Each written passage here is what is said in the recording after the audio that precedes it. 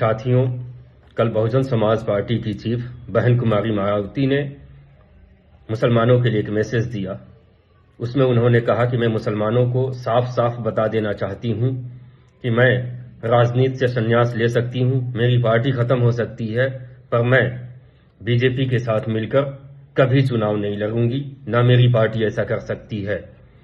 मैं आप लोगों से कहना चाहता हूं कि आप सब मिलकर बहन जी से एक सवाल करें कि बहन जी, आज तक आपके घर ईडी और सीबीआई नहीं पहुंची है, जबकि आप सरेआम मंच से पैसा लेती हैं, करोड़ों रुपए की माला पहनती हैं, टिकट के नाम पर कैंडिडेट से पैसा लेती हैं।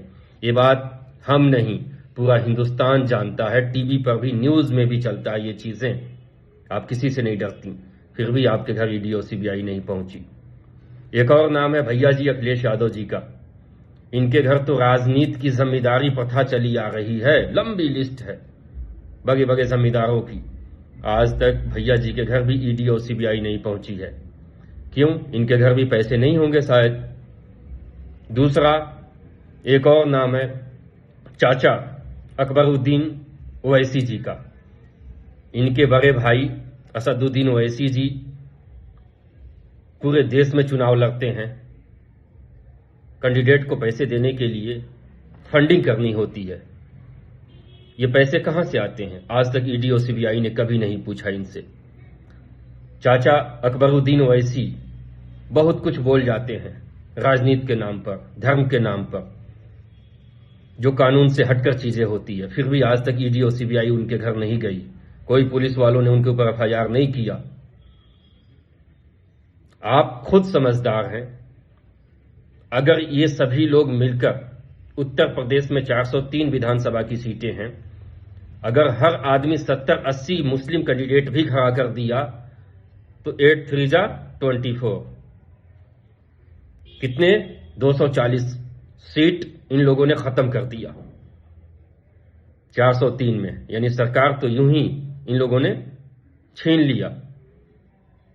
दूसरी चीज, आवाज उठाने की बात आती है मुसलमानों के लिए, तो इनमें से कोई भी पॉलिटिशियन सामने नहीं आता, न इनके लोग आते हैं। मुसलमानों के साथ इतने जुल्म हुए इस देश में, धर्म के नाम पर रस्सी से बांधकर पीटा गया, कहीं पेड़ में बांधकर पीटा गया, कहीं किसी को मार दिया गया, ट्रेनों में गाली दी गई। कोई खुलकर सामने आकर नहीं कहा कि ऐसा नहीं होना चाहिए।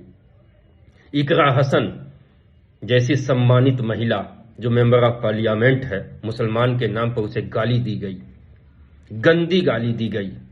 एक बार भी अखिलेश यादव ने मजबूत तरीके से इस बात के लिए विरोध नहीं किया कि आप लोगों ने ऐसा इकरा के साथ क्यों किया, जबकि वह मेंबर ऑफ पार्लियामेंट है। इस देश की तमाम पॉलिटिकल पार्टियों में जितनी महिलाएं हैं, किसी भी महिलाओं ने विरोध प्रदर्शन नहीं किया इकरा के लिए कि मुस्लिम तो बाद में, पहले वो महिला है, आपने उसको गाली क्यों दिया। ये तो हालात बन चुके हैं इन पॉलिटिकल पार्टियों के। लेकिन वोट चाहिए तो ये सबसे पहले हमारे घर और हमारे पास आते हैं। ये फैसला आपने करना है कि आपको क्या करना है, वोट इनको देना है या नहीं देना है। सोच समझकर आप फैसला करें।